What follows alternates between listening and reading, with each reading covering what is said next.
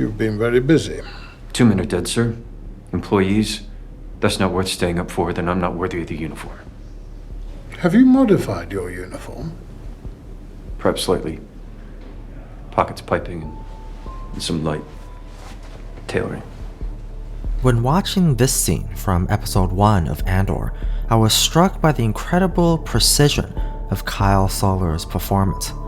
The scene takes up 3 minutes and 27 seconds, and this is the first time we get to meet these characters.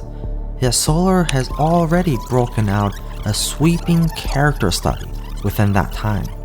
His performance is both complex and exact, so much so that it's hard to believe how an actor could make so many perfect choices in so little screen time. Let's run the scene back from the beginning. This is quite the report. This happened when? Last night, sir. I knew you were leaving this morning and I wanted to make sure you had all the available information before your departure. You've been very busy. 2 men are dead, sir. Employees. That's not worth staying up for, then I'm not worthy of the uniform. In this scene, Solar's character, Syril Karn, is reporting to his superior about the mysterious death of 2 security officers. He's a deputy inspector working for the Primor Authority Corporation, who in turn works for the Empire. Clearly, Syril has taken the death of the officers very seriously. This could be because he's morally outraged at the murder. This is the murder of 2 Primor employees! Or it could be that he's fearful of how this would reflect poorly on him. Either way, he feels that he has an image to maintain.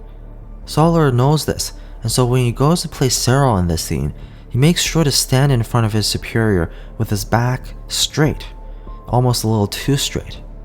He has square features, which are made even more rigid by his tight posture and nervous muscles.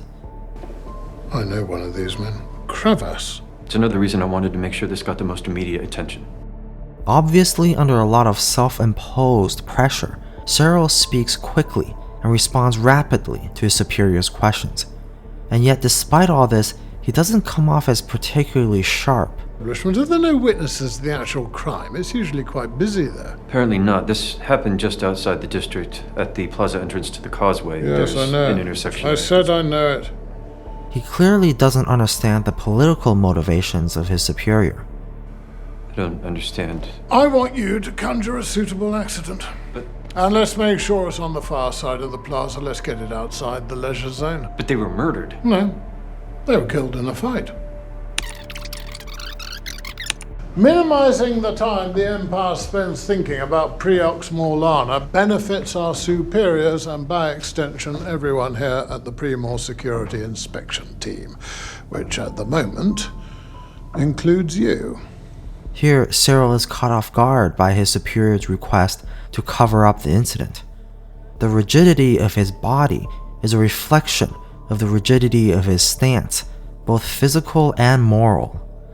He's having difficulty assimilating to the political flexibility of his more relaxed boss.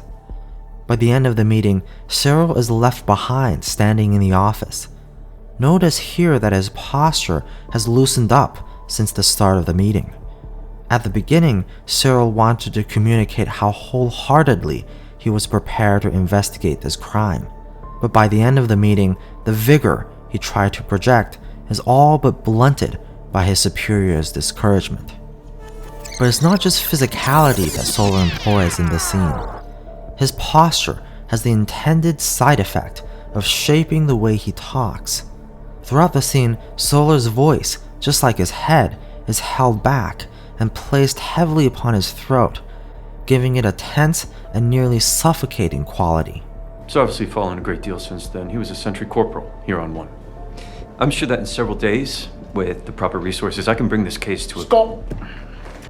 Simply by fashioning his voice, Solar carves out a character who appears overly serious and try-hard.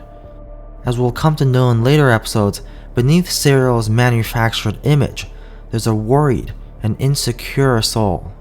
He's suppressing his voice because he's suppressing his anxiety. As we'll learn later, Syril is driven by career anxiety and a need for approval, and so his seriousness and devotion to his job is more like a survival mechanism. Serving justice as a security officer is psychologically equivalent to getting his own personal justice. He feels that the world will only approve of him and respect him if he wrings it out of his job.